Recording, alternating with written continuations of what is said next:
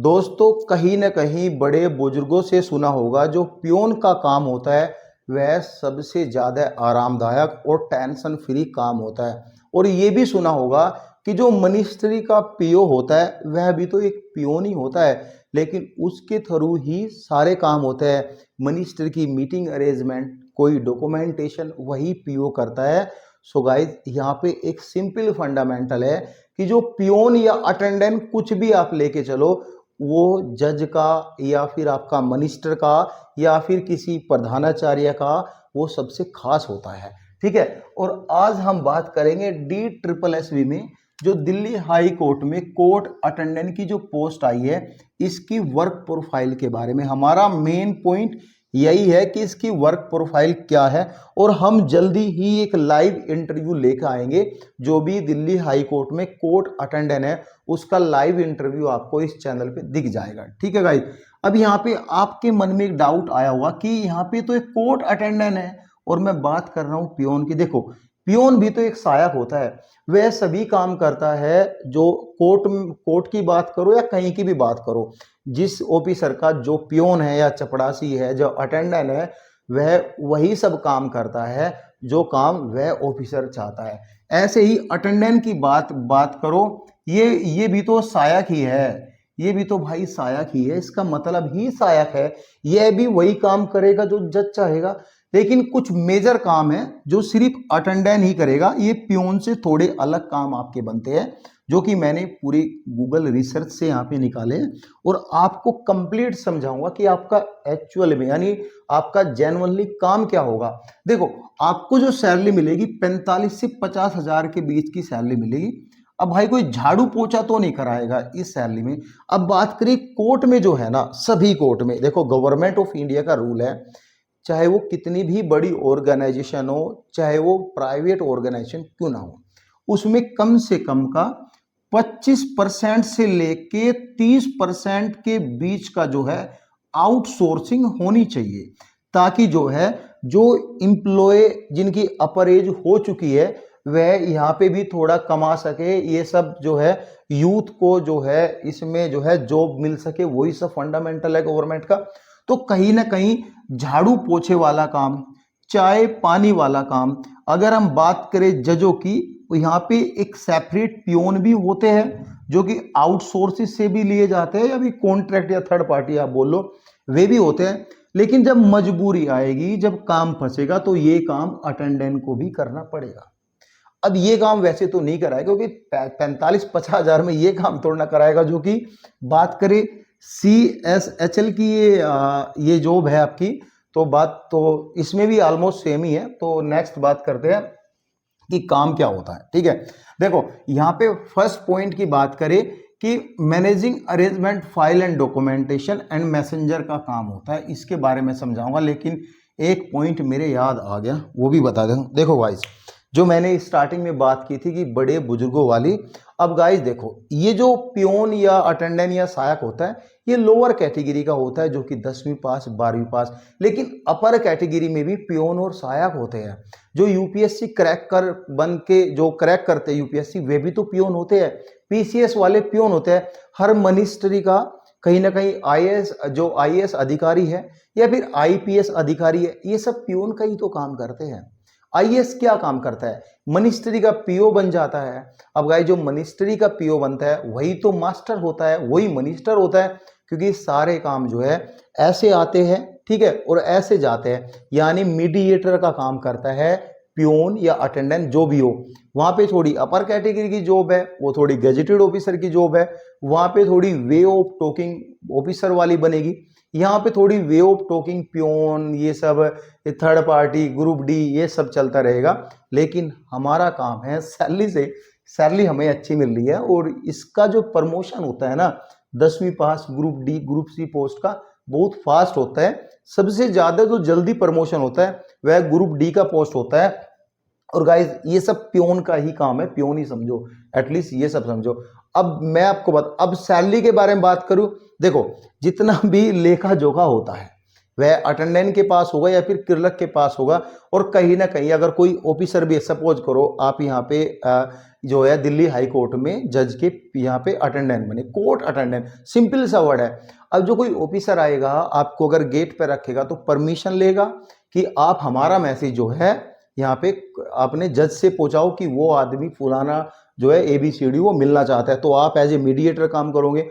और बड़े बुजुर्ग तो पहले भी कहते आए हैं कि अगर हमें किसी तहसीलदार से मिलना होता है या फिर किसी आप IAS ऑफिसर DM से मिलना होता है, जो कि लोकल एक डिस्ट्रिक्ट मजिस्ट्रेट होता है, उस डिस्ट्रिक्ट का DM होता है, या फिर किसी IPS से मिलना है, किसी से भी मिलना है, किसी बड़े अधिकारी MLA किससे भी मिलना है, तो वहां पे सबसे पहले उसको पियोन को पकड़ना है और पियोन से सेटिंग करना है। पियोन आपका काम करवा देगा। अब सेटिंग किस चीज में करना है वो तो आप समझ गए कि ये पैसा तो आपका अलग ही है, बाकी अदर का जो सोर्सेस है ना वो बहुत हाई होगा, क्योंकि दिल्ली हाई कोर्ट की पोस्ट है भाई, हल्की फुल्की पोस्ट नहीं है। और यहाँ पे काम और केसेस तो बहुत है, और हाई कोर्ट में सब हाई प्रोफाइल केस आते हैं, छोटे मोटे केस नहीं आते हैं, जो कि डिस्ट्रिक्ट कोर्ट और नॉर्मली ये कोर्ट होते हैं, ये सब निमट जाते हैं, ये हाई कोर्ट की पोस्ट। ठीक है, चलो अब नेक्स्ट हम अपने पॉइंट पे आते हैं दोबारा से। ठीक है, देखो मैनेजिंग एंड जो अरेंजमेंट होती है फाइल एंड डॉक्यूमेंटेशन की। देखो एक ऑफिस होता है, ये आपका कोर्ट रूम भी हो सकता है, या फिर जज का एक पर्सनल केबिन भी हो सकता है, या फिर जहां पे जज जा रहा है उससे पहले आप जाके उसके फाइल एंड डॉक्यूमेंटेशन की अरेंजमेंट करो। आपको बोला जाएगा हमारे फाइल पे या टेबल पे जहां पर भी जज है कि इन केस की फाइल निकाल के लाओ, जो भी डेटा आपके पास रहेगा या फिर आपकी फाइल रूम रहेगा, कोर्ट रूम जो होगा उसमें सारा डेटा होगा, वो फाइल का अरेंजमेंट आपको करना है, डॉक्यूमेंटेशन वहां पे आपको करनी है। मोटा मोटा तो आप समझ गए होगे। एक मैसेंजर का काम जो मैंने अभी बोला कि यहाँ पे 3 पर्सन है, एक पर्सन यहाँ पे खड़ा है, जज यहाँ पे खड़ा है, तो यहाँ पे आप खड़े हो, मतलब कि कोर्ट अटेंडेंट खड़े हो, वो डायरेक्टली यहाँ पे नहीं जाएगा बिल्कुल भी, ये जाके यहाँ आएगा कि जाओ वहां पे बोलो कि इधर जो है ये ऑफिसर या ये आदमी खड़ा है, तो क्या अपॉइंटमेंट है, क्या शेड्यूल है। तो ये एक मैसेंजर, इसको ही तो बोलते हैं मैसेंजर, ये भी काम करता है। ठीक है, अब आता है court room maintenance and servicing. अब यहाँ पे माइंड में मेरे एक चीज और खटक रही थी कि कहीं ना कहीं कुछ पॉइंट्स के लिए, जैसे इलेक्ट्रिशियन है, यहाँ पे इलेक्ट्रिकल है, और भी कुछ यहाँ पे है, यहाँ पे फिटर है, इनके लिए ITI को बढ़ावा दिया गया है इन सभी वैकेंसीज में, क्योंकि इंटरव्यू में इनको अलग से प्रीफरेंस मिलेगा। अब कोर्ट रूम में 70 चीजें होती है। ठीक है, अब ये मेंटेनेंस एंड सर्विस का जो रहेगा ये सभी स्टूडेंट करेंगे जिनके पास ITI का सर्टिफिकेट होगा। ठीक है, अब मैंने सैलरी पर भी वीडियो बनाई है, लिंक डिस्क्रिप्शन में मिल जाएगा, वो देख लेना। ठीक है, अब यहाँ पे एक डाउट्स भी आता है, ये भी क्लियर कर देता हूँ। बहुत सारे स्टूडेंट पूछते हैं कि कोई बोलता है यहाँ पे ITI वालों को प्रीफरेंस मिलेगा, कोई बोलता है रिटायर आर्मी ऑफिसर को प्रीफरेंस मिलेगा, कोई कुछ बोलता है। भाई प्रीफरेंस तो उसको जब मिलेगा जब वह एग्जाम पास करेगा। अब ITI सर्टिफिकेट लेकर बैठे हैं, आप नील बटा सन्नाटा एग्जाम में हो, तो जब एग्जाम ही पास नहीं करोगे फर्दर प्रोसेस के लिए आगे कैसे जाओगे भाई, एक कट ऑफ भी तो बनेगी। तो नेगेटिव पॉइंट, नेगेटिव थॉट्स अपने माइंड में नहीं लेके आना है, आपको कंटिन्यूसली अपनी पढ़ाई बरकरार रखनी है। पॉइंट क्लियर हुआ। अब नेक्स्ट पॉइंट है deliver necessary file and documents. ठीक है, हो सकता है, देखो कोर्ट अटेंडेंट जो होता है ना वो जज का बहुत खास होता है। ठीक है, हो सकता है कि इस कोर्ट से उस कोर्ट कुछ ऐसे डॉक्यूमेंट्स जो कि बहुत ही इंपॉर्टेंट डॉक्यूमेंट्स है, जिनको हम बाई पोस्ट या फिर किसी के थ्रू नहीं भेज सकते।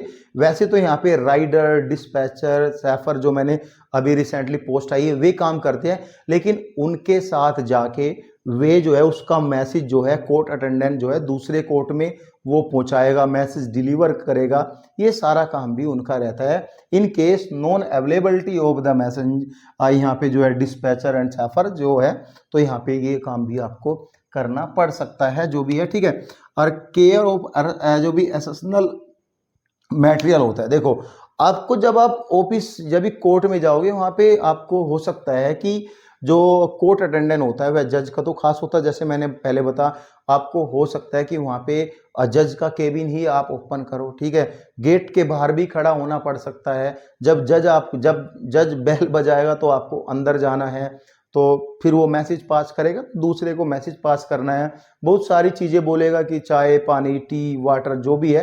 देखो जज हर किसी को तो अपने केबिन में नहीं बुला सकता, सिंपल सा फंडा ये है कि कोई भी आएगा मुंह उठा के अंदर चला जाएगा, वो तो नहीं होने वाला।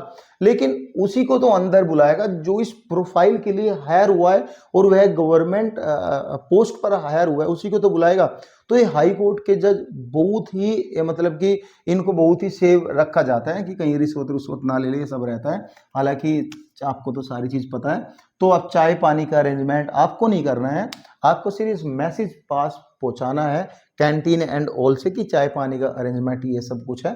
तो ये सब कुछ आपको करवा के रखना है। इवन वाटर बोतल भी अगर कैबिन में ख़त्म होती है वो भी आपको देनी है। इवन कोर्ट रूम में अगर जज बैठा है और वो जज आपको बोल रहा है वहाँ पे खड़े होना है, जज आपको बोल रहा है कि फाइल इधर से उधर पहुँचा, देखो वहाँ पे क्लर्क का काम भी होता है, स्टेनोग्राफर के भी काम होता है, लेकिन उसकी एक सेपरेट जॉब प्रोफाइल है। यहाँ पे आपकी जॉब प्रोफाइल कुछ भी नहीं है, सीधा सा सिंपल वर्ड ये है कि कोर्ट अटेंडेंट, इट मींस कि जज का अटेंडेंट। कोर्ट में सुपीरियर कौन है? जज। उसका अटेंडेंट जो वे काम कराएगा वह आपको करना पड़ेगा। सिंपल से वर्ड में ये होता है कोर्ट अटेंडेंट, यानी कोर्ट का सहायक, ठीक है। और जो गवर्नमेंट के रूल एंड रेगुलेशन वे भी आपको फॉलो करने पड़ेंगे।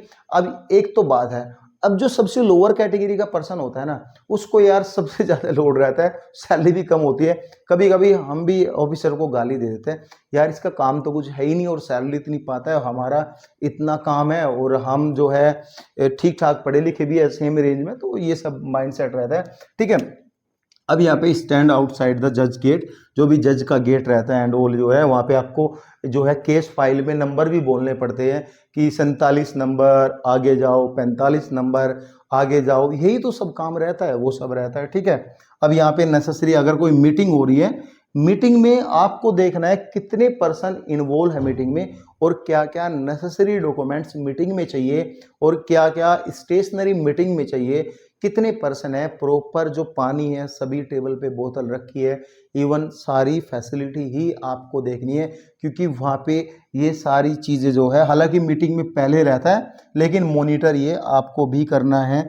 यहाँ पे मेंटेन ऑफिस एंड फाइल जो है, सुबह जाना है, ये देखना है जज का आज कार्य क्या है, जज की कहाँ कहाँ मीटिंग है, उनको शेड्यूल करना है, फाइल को मेंटेन करना है, वो सभी काम यहाँ पे रहता है।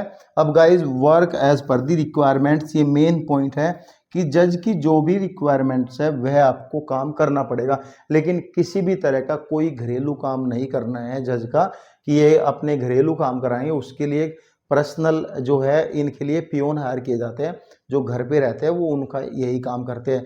सो गाइज ये तो रही आपकी जॉब प्रोफाइल, आप समझ गए मोटा मोटा क्या काम होता है।